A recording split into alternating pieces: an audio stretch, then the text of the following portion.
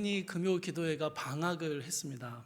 오늘 예배 아이들이 거의 보이지 않으시죠? 거의 보이지 않는데 아이들은 지금 킹 오브 킹스라는 애니메이션을 보러 갔습니다. 단체 관람을 하고 있습니다. 예수님의 생애를 다룬 애니메이션이고요. 한국에서 제작을 했는데 북미에서 먼저 개봉을 했고 큰 사람들이 많은 흥행을 했습니다. 한국에서는 7월 16일에 개봉을 한다고 해요. 그런데 영화관과 협의가 돼서 이 공개적으로 개봉하기 이전에 단체 관람을 하게 되었습니다. 진짜 설교만 아니면 저도 가고 싶었습니다. 설교 때문에 못 갔습니다. 이 성경의 이야기를 담은 좋은 애니메이션들이 그렇게 많지 않습니다. 그런데 오늘 이 좋은 애니메이션을 거의 대관하다시피 성문교회 어린이 금요기도의 아이들이 가서 보고 있습니다. 정말 기억에 많이 남고 감동이 되고 평생에 기억되는 시간이 되었으면 좋겠다라고 생각합니다. 여러분, 어금니가요 이렇게 좋습니다. 아이들이 많이 와야 됩니다. 이 킹 오브 킹스가 앞으로 이 교회 안에서 많이 상영될 거다라는 예상을 해봅니다. 이 이전에는요 이집트 왕자라는 애니메이션 기억하십니까? 1998년도에 개봉한 영화인데 교회 행사 때면 그리고 또 뭐 성경 이야기를 담은 영화를 보자 하면은 거의 이집트 왕자만 봤습니다. 그래서 우리 아이들 보면요 거의 막 두세 번 본 애들도 많고요. 저도 교회에서만 세네 번 이상을 본 것 같습니다. 이 이집트 왕자는요 모세를 다룬 이야기입니다. 모세와 출애굽기의 이야기를 애니메이션으로 만들었는데 좀 성경의 내용을 많이 각색을 했어요. 그래도 이집트의 왕자가 모세이고 이 모세가 홍해를 가르는 기적을 행했다라는 식의 모세와 출애굽기에 대한 이야기들을 아이들에게 전달하는데 참 좋은 도구로 활용되었었습니다. 제가 이 이야기를 왜 하냐면요 오늘 저희가 이 모세라는 인물에 대한 이야기를 함께 살펴보려고 하기 때문입니다. 모세가 있었던 그 모든 일생 중에서 하나의 전환점을 저희가 좀 살펴보려고 합니다. 오늘 본문은요 모세가 떨기나무에서 하나님께 소명을 받고 그 소명을 따르는 삶을 살기로 결정하는 인생의 방향을 바꾸는 전환점을 기록하고 있습니다. 그럼 본문을 읽으시면서요 돌아가다라는 단어가 반복되는 것을 느끼셨습니까? 돌아가다라고 번역된 히브리어 단어는 슈브라는 단어인데요 말 그대로 그냥 물리적인 이동을 의미하게 합니다. 무언가로 돌아가는 것, 출발지나 거주지로 되돌아가는 것을 의미하는 단어입니다. 18절에서 모세가 양떼를 돌보러 나갔다가 거주지로 돌아가 이 장인에게로 돌아가 그리고 자신이 도망쳐 나온 고향으로 돌아가겠다라고 말할 때 이 물리적인 이동의 의미로 돌아가다라는 슈브라는 단어가 사용되었습니다. 그런데 이 슈브라는 단어가요 신학적인 용법으로 사용될 때에는 언약 공동체가 하나님께로 돌아가는 것 혹은 죄악으로부터 돌이키는 것을 의미할 때 사용됐습니다. 원래 있어야 할 상태로 회복되는 것이나 혹은 잘못된 방향을 깨닫고 올바른 방향을 향해서 돌아서는 것 이런 회개를 의미할 때 이 슈브라는 단어가 사용됩니다. 19절에서 하나님께서 모세에게 애굽으로 돌아가라 하시고 20절에서 모세가 하나님의 말씀에 순종하고 애굽으로 돌아가는 것은요 단순히 물리적인 이동을 말하는 것뿐만 아니라 하나님의 인도하심을 따르는 올바른 방향으로의 회복 혹은 돌이킴을 의미합니다. 그러니까 하나님께서 모세에게 돌아가라 라고 말씀하실 때 이것은 모세가 깨어져 있었던 삶이 회복되는 것이고 그가 걸어왔던 잘못된 삶의 방향을 하나님께로 돌이키는 것을 명령하신 것입니다. 여러분 이 모세는요 세계 최고의 강대국이었던 이집트의 왕자였습니다. 그가 비록 히브리인이었고 양자라는 태생적인 한계를 가지고 있었지만 당대 최고의 지식과 힘을 가지고 있는 그런 젊은이였죠. 모세는 자신이 히브리인, 즉 이스라엘 민족이라는 사실을 알고 있었습니다. 그리고 자연스럽게 히브리인들의 하나님 여호와 하나님에 대해서도 알고 있었어요. 당시에 동족 히브리인들은 애굽 사람들의 노예로 살면서 참 많은 억압과 착취를 당하고 있었습니다. 모세는 자신이 가진 힘으로 동족들을 위해서 무언가를 할 수 있지 않을까라는 생각을 했습니다. 그러나 하나님의 방법은 알지 못했습니다. 그래서 자신이 가진 힘과 권력으로 무언가를 해보려 했고 동족을 괴롭히는 애굽 관리를 죽여서 모래 속에 숨겨두게 됩니다. 이 일이 있고 나서 다음 날 히브리인들끼리 서로 싸우는 모습을 보고 모세가 그것을 싸움을 중재하려 합니다. 그러자 이 사람들이 모세를 향해서 이렇게 이야기합니다. 출애굽기 2장 14절입니다. 그가 이르되 누가 너를 우리의 다스리는 자와 재판관으로 삼았느냐. 이것은요 사람들의 입을 통해서 하나님의 들려주시는 음성입니다. 누가 너를 우리의 재판관으로 삼았느냐? 누가 너에게 이런 권한을 주었느냐? 누가 너에게 이렇게 하라고 했느냐? 결국 너의 뜻대로, 너의 방법대로, 내 마음대로 한 것이 아니냐라고 묻는 것입니다. 여러분 사실 이 표현이요 모세의 40년의 시간을 잘 보여주는 표현입니다. 모세는 자신이 가진 지위와 신분, 능력과 힘으로 무언가를 할 수 있다라고 생각하며 살았습니다.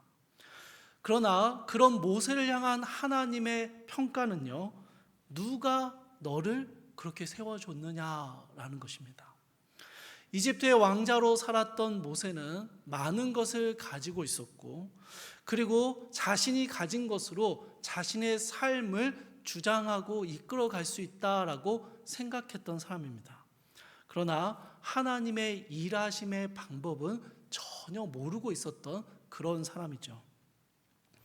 바벨론 포로에서 귀환했던 이스라엘 백성들이요, 폐허가 되어버린 예루살렘에서 성전을 재건하라는 명령을 받게 됩니다. 성전을 재건하라는 하나님의 명령과 약속을 받았을 때 백성들이 생각하기에 우리가 돌아가기만 하면 성전을 지을 준비가 다 되어 있을 거다라고 생각했어요. 그런데 막상 와보니 실상은 먹고 사는 것조차 어려웠습니다.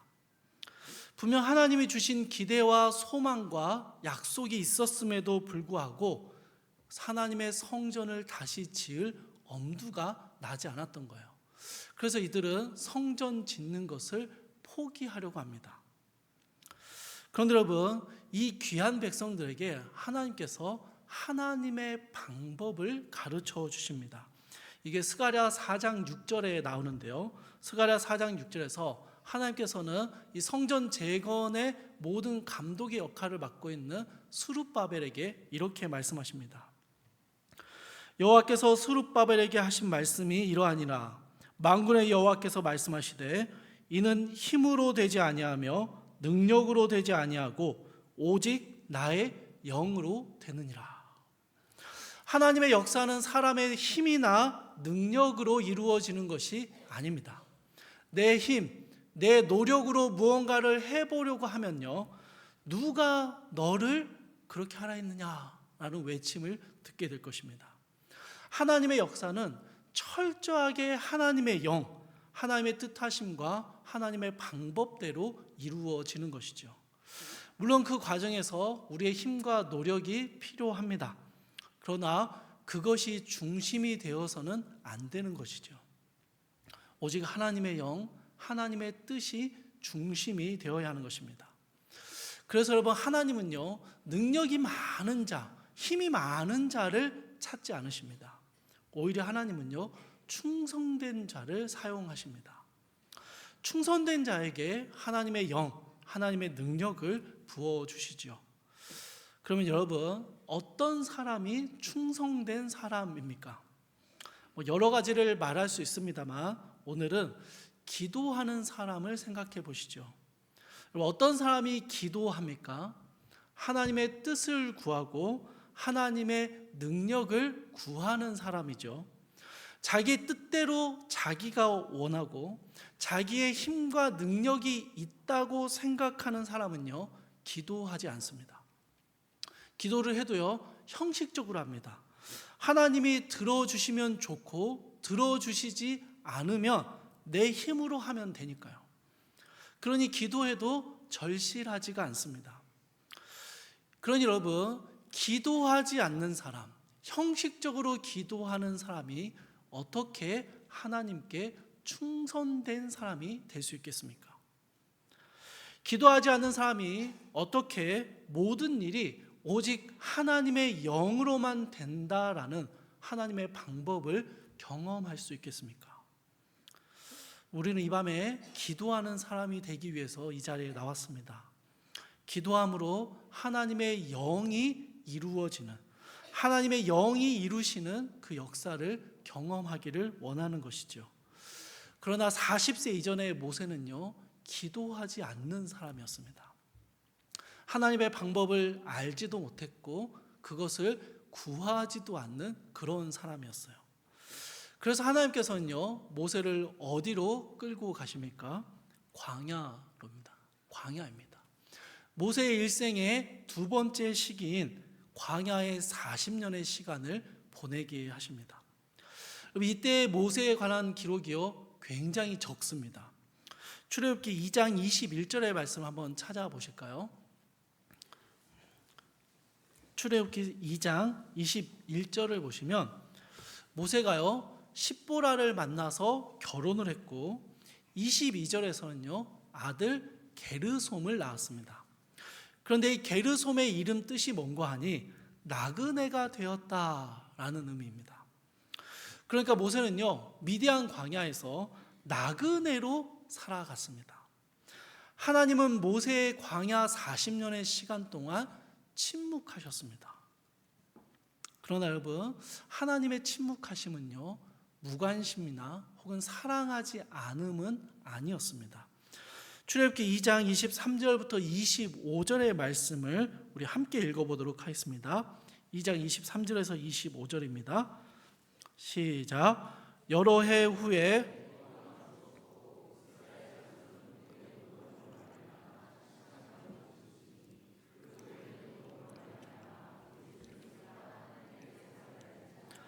하나님이 그들의 고통 소리를 들으시고 하나님이 아브라함과 이삭과 야곱에게 세운 그의 언약을 기억하사 하나님이 이스라엘 자손을 돌보셨고 하나님이 그들을 기억하셨더라. 아멘. 하나님이 침묵하셨던 40년의 시간들은요, 사실 하나님이 들으시고 기억하시고 돌보셨던 동행의 시간이었습니다. 억압 가운데 부르짖는 이스라엘과 동행하셨고 미디안 광야에서 나그네로 살고 있는 모세와 동행하셨던 것입니다. 여러분, 하나님의 침묵하심은요, 때때로 하나님의 동행하시는 방법 중에 하나이기도 합니다. 사춘기 자녀들과 동행하는 아주 주요한 방법 중에 하나는 침묵입니다. 여러분, 사랑하지 않는 것도 아니고 관심이 없는 것도 아니죠. 다만 이 침묵의 시간이 필요한 것입니다. 출애굽기 3장에서 하나님께서는요, 40년간의 침묵을 지나서 모세에게 나타나십니다. 출애굽기 3장 10절 말씀입니다. 이제 내가 너를 바로에게 보내어 너에게 내 백성 이스라엘 자손을 애굽에서 인도하여 내게 하리라. 여러분, 이 구절을 잘 보십시오. 모세를 바로에게 보내시고 모세를 통해 이스라엘을 애굽에서 인도해 내시는 분이 누구십니까? 하나님이시죠. 하나님이 하시겠다라고 말씀하시는 거예요. 그러면 이 말을 들은 모세의 답변은요, 11절입니다. 모세가 하나님께 아뢰되 내가 누구이기에 바로에게 가며 이스라엘 자손을 애굽에서 인도하여 내리이까? 여러분, 사실 10절의 말씀을 듣고 모세가 해야 되는 질문은요, 당신은 누구시길래 저를 보내신다 하시고 저에게 백성들을 인도하라고 하십니까? 이 질문이어야 합니다. 나를 사용하시겠다고 하는 당신은 도대체 누구이십니까? 라고 질문해야 하는 것이죠. 그런데 11절에서 모세의 질문은 무엇입니까? 내가 누구이기에입니다. 새 번역은 이 부분을 이렇게 번역했습니다. 제가 무엇이라고 감히입니다. 사랑하는 여러분, 이것이요, 하나님이 침묵하셨던 40년의 시간이 만들어냈던 모세의 아주 정직한 고백입니다. 스스로 재판관이 되고 스스로 무언가의 방법을 찾으려 했던 모세가 누가 너를 이라는 평가를 받았죠. 그리고 40년의 시간을 지난 모세는 자기가 아무것도 아니다라는 사실을 알게 됩니다. 자기의 힘으로 할 수 있는 것이 없구나라는 사실을 깨닫게 되었습니다. 그리고 모세가 이 고백을 할 수 있게 되었을 때 하나님께서 모세를 찾아오신 것이죠. 하나님의 침묵하심은요, 때때로 우리로 하여금 우리가 아무것도 아니며 우리가 아무것도 할 수 없다라는 고백 가운데로 이끌어 가십니다. 자기 힘으로 무언가를 할 수 있다고 믿는 사람들, 스스로 구원을 선택할 수 있다고 생각하고 스스로를 구원할 힘과 능력이 있다라고 생각하는 사람들은요, 결코 하나님의 구원을 경험할 수 없습니다. 여러분, 복음서에 나오는 수많은 사람들을 생각해 보십시오. 혈루증을 앓았던 여인, 나병 환자들, 중풍병자들, 가늠한 여인, 그들을 한번 생각해 보십시오. 자신이 죄인됨을 고백했던 사람들, 자신의 노력으로 다 해봤지만 안 된다는 것을 깨달은 사람들이 예수님을 만났습니다. 예수님을 통해서 구원을 얻게 되었던 것이죠. 반면에 율법을 지키며 율법으로 구원을 얻을 수 있다 생각했던 사람들, 자신이 가진 부와 명예와 힘과 권력을 놓지 못했던 이들은요, 예수님의 구원의 말씀을 들어도 이해하지 못합니다. 오히려 그 말씀 때문에 근심하고 그 말씀 때문에 거부하며 미워하기도 하는 것이죠. 주 안에서 사랑하는 여러분, 하나님이 침묵하시는 것처럼 느껴지실 때가 있으십니까? 어쩌면요, 아직 우리에게 힘이 남아 있어서 하나님의 음성을 못 듣고 있는 것일지도 모릅니다. 내가 아무것도 할 수 없음을 알게 될 때, 내가 참으로 완악한 죄인임을 깨닫고 고백하게 될 때, 그제서야 하나님의 음성이 들려지기도 한다라는 것이죠. 이 밤에 우리가 이러한 깨어짐과 낮아짐을 경험할 수 있기를 바랍니다. 모세는요, 광야의 40년 동안 이러한 깨어짐과 낮아짐을 경험했습니다.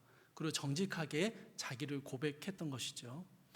그런데 문제가 뭔고 하니 모세가요, 이러한 자기의 깨어짐과 낮아짐을 고백하는 중에도 하나님을 바라보지 않고 자기 자신을 바라보고 있는 것입니다. 3장 12절에서 하나님께서는요, 모세가 하는 게 아니다, 너가 하는 게 아니야, 내가 하는 거야 라고 말씀하십니다. 하나님이 하실 거다라고 이야기하세요. 모세가 이집트의 왕자이든지 아니면 이 미디안 광야의 목자이든지 그것은 전혀 상관이 없습니다. 그저 하나님이 하시겠다라는 이것만이 중요하죠. 그럼에도 모세는요, 여전히 자기 자신만을 보고 있습니다. 출애굽기 4장 1절 말씀입니다. 모세가 대답하여 이르되 그러나 그들이 나를 믿지 아니하며 내 말을 듣지 아니하고 이르기를 여호와께서 내게 나타나지 아니하셨다 하리이다. 4장 2절에서 하나님은요, 모세에게 이렇게 질문하십니다. 오늘 설교의 제목이기도 한데요, 내 손에 있는 것이 무엇이냐라고 질문하세요. 그러자 모세가 지팡이니이다 라고 대답합니다. 모세가 손에 쥐고 있었던 그 지팡이가 무엇을 의미할까요? 그가 철저하게 무너져 내렸던 40년의 광야를 의미합니다. 이집트의 왕자로 뭐든 할 수 있을 거다라고 생각했던 그 생각이 다 꺾여졌고, 나는 사실 아무것도 아니었구나라고 깨닫게 되었던 그 시간들이죠. 하나님의 침묵이 익숙해져 버린 일상이었고, 양을 치는 목자의 삶이었으며 무뎌진 마음이고 자격 없고 연약한 자신에 대한 고백이었습니다.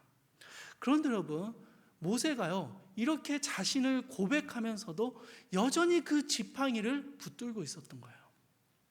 여전히 붙들고 있는 자신의 것이었습니다.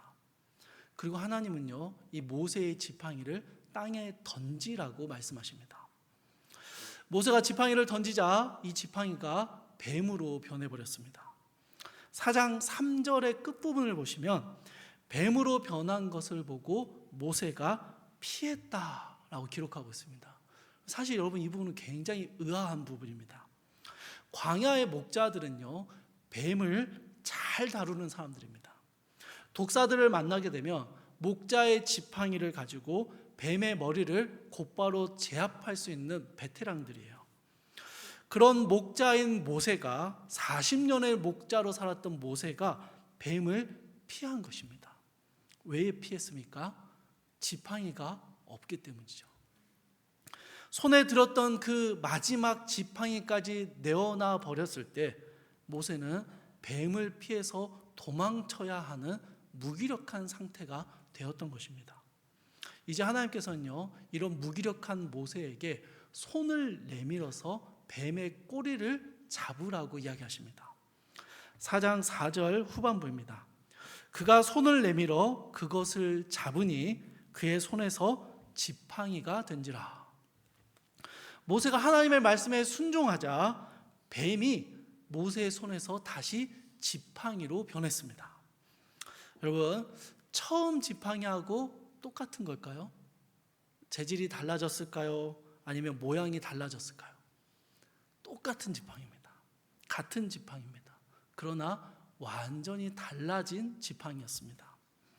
이제 이 지팡이는요, 하나님께서 모세와 함께 계신다는 증표였으며 하나님이 모세를 사용하신다라는 증거가 되었습니다.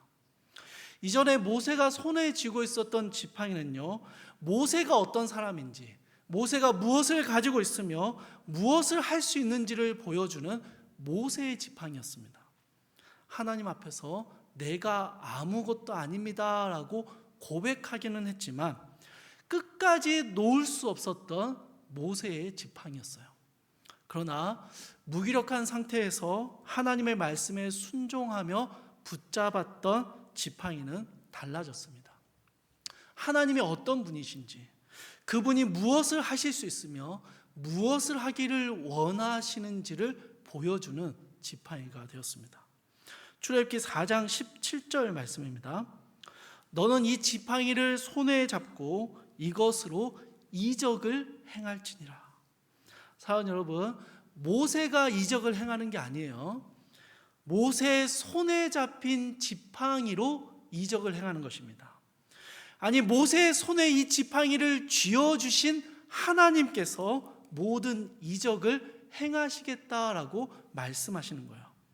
모세는요, 이 지팡이를 잡고 하나님의 말씀에 순종하여 애굽으로 돌아갈 결심을 하게 됩니다. 자신의 방법이 아닌 하나님의 방법을 행하고 깨어지고 무너진 마음이 회복되는 첫 걸음을 내딛게 되는 것이죠. 여러분, 4장 20절 말씀을 저희 다시 같이 읽어보겠습니다.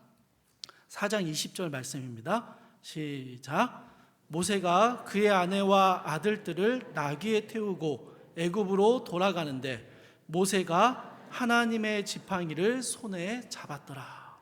사랑하는 여러분, 애굽으로 돌아가는 모세, 하나님께로 돌이키는 모세, 자신의 약함을 고백하고 하나님의 언약을 의지하는 모세, 자신의 방법이 아니라 하나님의 방법을 따르기로 결심하는 이 모세의 손에 뭐가 있다고요? 하나님의 지팡이에요. 하나님의 지팡이입니다. 모세의 지팡이가 이제 하나님의 지팡이가 된 것이죠. 자신의 힘과 노력을 의지하던 애굽에서의 모세도 깨어지고 낮아졌지만 여전히 자기 중심성을 가지고 있었던 미디안 광야의 모세도 이제는 하나님을 만나고 온전하게 변화됩니다. 자기 지팡이를 들고 살아왔던 모세가 이제는요, 하나님의 지팡이를 손에 쥐고 하나님의 명령을 따라 나아가는 것이죠.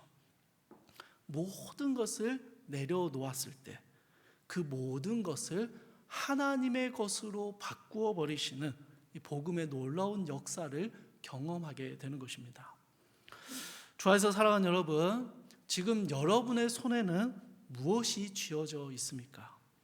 우리가 가진 지식과 재능, 재물들, 우리가 가진 어떤 것들이 여러분의 최후의 지팡이로 쥐어져 있지는 않으십니까? 아니, 그 지팡이를 붙들고 의지하며 살아가고 계시지는 않습니까? 나의 약함과 죄악을 인정하고 하나님의 말씀을 따라 우리의 지팡이를 내려놓아야 합니다. 그러면 여러분, 하나님께서요, 우리의 손에 하나님의 지팡이를 쥐어주십니다. 하나님을 만나고 하나님을 경험한 사람들은요, 자신이 붙들었던 모든 지팡이들을 내려놓는 것을 경험합니다. 그리고 그것이 하나님의 것으로 변화되는 것들을 경험하게 되는 것이죠. 우리가 가진 모든 것들이 사라진다는 의미가 아닙니다, 여러분. 지팡이가 그대로 돌아옵니다. 염려하지 마십시오. 그런데요, 우리가 가진 모든 것들이 우리의 지팡이가 아니라 이제는 하나님의 지팡이로 변한다라는 것입니다. 우리가 가진 게 뭐 대단한 것을 말하는 게 아닙니다. 별거 아니지만, 아니 남들도 다 가지고 있는 것이고 오히려 남들보다 더 못한 것을 가지고 있지만 하나님을 만나면 우리 인생이, 내가 가진 작은 재능이 하나님의 지팡이로 변화되어진다라는 것이죠. 모세의 인생이 그러했고요, 우리의 인생도 동일합니다. 기도하기보다는 자신의 힘과 노력을, 자신의 방법을 먼저 사용했던 사람들이 우리였죠. 실패를 겪거나 침체의 긴 시간을 지나가다 보면 우리의 약함을 깨닫기는 하지만 여전히 우리의 중심성을 가지고 깊은 낙심에서 헤어나오지 못했던 사람들이 바로 우리였습니다. 그런데요, 그런 모세를 하나님이 부르시고 돌아오게 하시고 회복시키셔서 그 손에 하나님의 지팡이를 쥐어주셨습니다. 이조차도 하나님이 하신 일입니다. 사랑하는 여러분, 우리 역시 모세가 경험했던 이 복음의 놀라운 변화들을 경험하고 있습니다. 우리의 지팡이를 내려놓을 때 하나님께서 우리의 삶을 당신의 지팡이로 사용하시는 것들을 경험하게 되는 것이죠. 우리의 약함을 알고 하나님께 기도하며 나아갈 때 우리의 힘과 능력이 아니라 하나님의 영으로 주님의 역사가 일어나는 것들을 보게 되는 것이죠. 앞이 막막한 시간을 혹시 보내고 계십니까? 답답하고 하나님의 침묵을 경험하고 계십니까? 우리의 지팡이를 내려놓으시고 하나님께 힘껏 간구하십시오. 침묵 가운데 동행하시는 하나님께서 하나님의 지팡이를 우리의 손에 쥐어 주실 것입니다. 우리의 삶의 모든 것들을 하나님의 것으로 바꿔 가실 것입니다. 우리가 기도할 때 이 밤에 하나님을 경험하고 하나님의 지팡이를 짚고 가는 우리 삶의 새로운 전환점을 경험할 수 있기를 주님의 이름으로 축복합니다. 한 사람의 이야기로 설교를 마무리하려고 합니다. 페니 제이 크로스비라는 여성입니다. 1820년도에 미국에서 태어난 이 여성은 의사의 오진과 실수로 인해서 생후 6주 만에 시력을 상실하게 됩니다. 그리고 태어난 지 1년도 되기 전에 아버지가 사망을 했고 참 어려운 어린 시절을 지나와야 했습니다. 지금도 마찬가지지만 무려 200년 전에 미국 땅에서 이 맹인이 살아간다는 것은, 여성이 살아간다는 건 참 어려운 일이었습니다. 그런데 나중에 이 크로스비가요, 하나님을 깊이 경험하고 이런 고백을 합니다.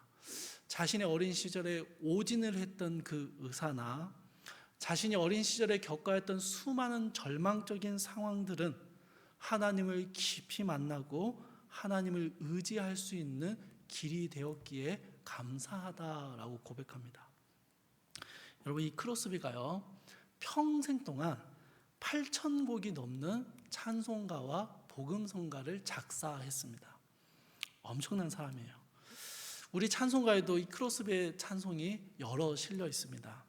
그녀가 작사한 찬송에는요, 자신의 것이 아닌 하나님의 지팡이를 붙잡고 살았던 그녀의 삶의 고백들이 담겨 있습니다. 이 시간 크로스비의 고백을 우리가 함께 고백하며 찬양하려고 합니다. 찬송가 나의 갈 길 다가도록입니다. 우리 함께 찬송하겠습니다.